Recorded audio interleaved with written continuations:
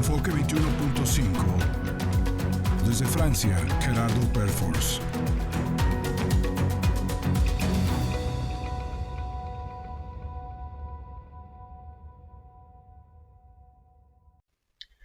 Hola amigas y amigos de Cuarta República, es un gustazo estar con ustedes para esta nueva serie de cápsulas. Y bueno, en esta primera ocasión quiero que platiquemos acerca de los rankings y cómo le va a México en estos rankings y por qué le gusta tanto a la gente estar viendo los rankings y en qué lugar quedaron. Y bueno, intentar ir un poquito más allá y ver cómo se hacen, qué nos pueden enseñar y cuáles pueden ser, digamos, qué podemos aprender, pero también qué trampas hay en estos rankings. Y bueno, el ranking que quería utilizar de ejemplo es el ranking de resistencia al COVID de Bloomberg, que es un medio de comunicación estadounidense con bastante influencia en el sector económico.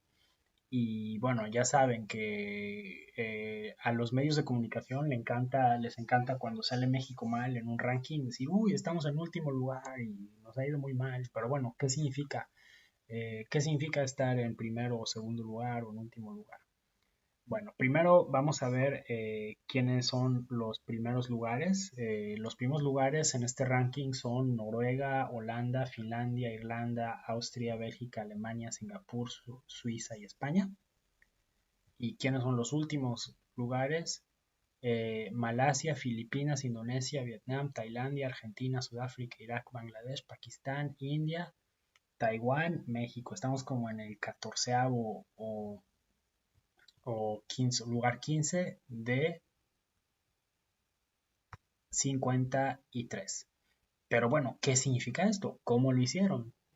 ¿Cómo se calcula? ¿Qué quiere decir? Entonces, bueno, lo que es interesante de este ranking es que son bastante transparentes. Hay cosas que me parecen bien, otras que me parecen un poquito discutibles, pero pues por lo menos lo explican. Entonces dicen que es un promedio de 12 indicadores divididos en 3 categorías y que tienen el mismo peso. Entonces, ojo, aquí me parece que una cosa pues que es bastante curiosa es que tengan el mismo peso los indicadores. Entonces tenemos que ir viéndolos con mucho cuidado cada uno y es lo que propongo que hagamos. Entonces, en la categoría reapertura, vamos a ver México cómo le ha ido en general. Eh, 31% de cobertura vaccinal, 64% decían en severidad del encierro, menos 6.4% de capacidad de vuelos comerciales. Y aquí un ranking que dan de 376 rutas aéreas en las que no hay restricciones.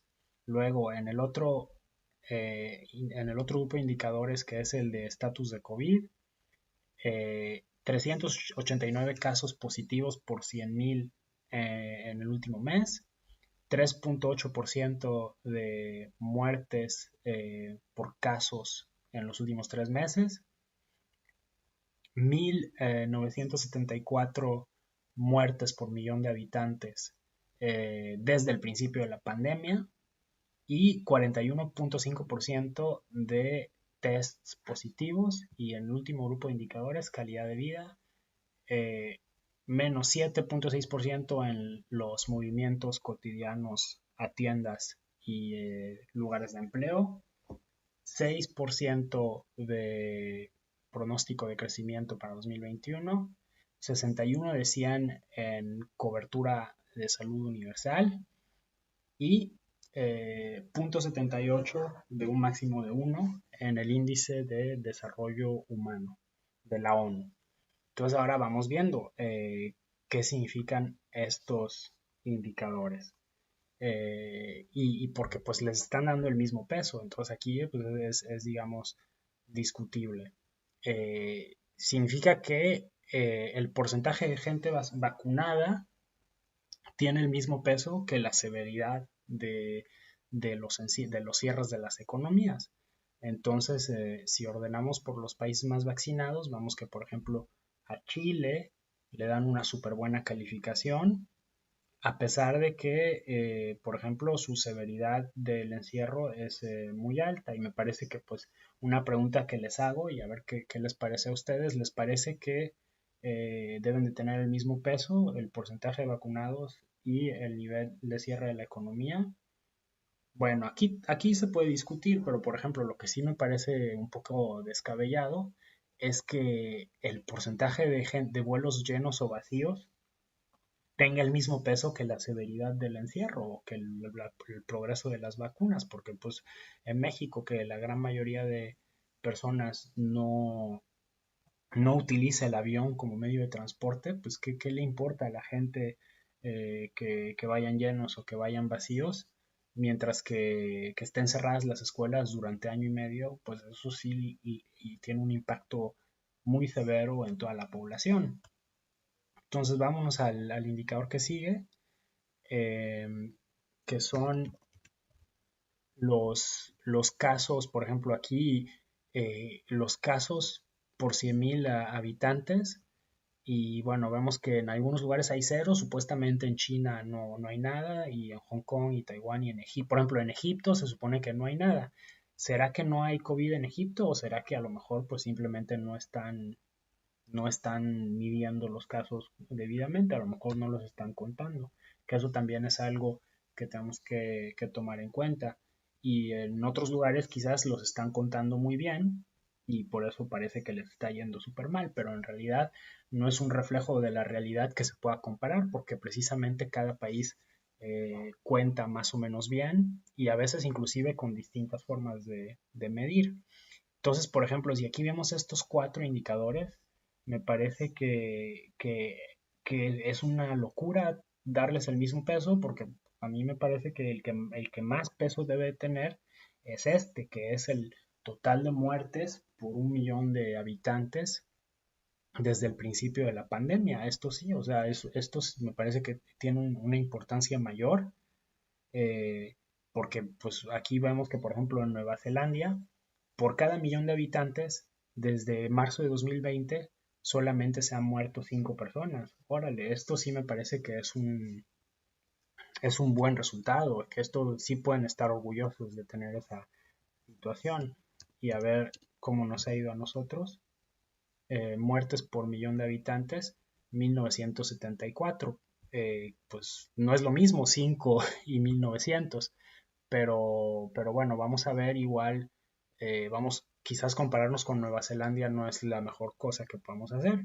Comparémonos más o menos con, por ejemplo, países de la región, nos ha ido mejor que a Colombia, que a Argentina, que a Brasil y pues mucho mejor que a nuestros pobres hermanos peruanos. Entonces, este sí que es un indicador interesante y un indicador que me parece pues mucho menos importante es este el porcentaje de test positivos, porque precisamente aquí vemos que a nosotros supuestamente, o sea, nos ha ido súper mal en el porcentaje de test positivos, pero eso es probablemente resultado de que en México no se está haciendo una política de test masivo, sino que se está haciendo tests a las personas que quizás ya tienen síntomas o a las personas que pueden pagarlos porque no son gratis para todo el mundo. Entonces, pues se ha decidido hacer muchos menos tests. Entonces, como se hacen muchos menos y se hacen a personas que sospechan que tienen la enfermedad, pues salen positivos. Mientras que, por ejemplo, yo en Francia, para hacer cualquier cosa, tengo que tener un test negativo. Entonces, 2 veces a la semana estoy teniendo que hacerme test desde hace un mes y obviamente todos han salido negativos y entonces el porcentaje de positivos pues sale mucho más bajo en Francia, pero ¿qué significa concretamente eso? No significa nada y le dan el mismo peso que este indicador que sí es importantísimo. Y ya para ir terminando, vemos por ejemplo estos que son muy difíciles de calcular. Bueno, crecimiento, pues ya sabemos cuáles son los límites de medir el crecimiento del PIB. Índice de desarrollo humano, pues sí es muy interesante, pero esto no tiene que ver directamente con la pandemia. Y cobertura universal, pues está interesante, pero ¿quién recopila este dato? El Instituto de Métricas de Salud y Evaluación, y es algo de la Universidad de Washington, pero que recibe todos o la gran parte de sus fondos de la Fundación Bill y Melinda Gates. Así que bueno, eso también es algo que tenemos que tomar en cuenta. Y bueno, voy a respetar el límite de 10 minutos, así que me despido muy rápidamente.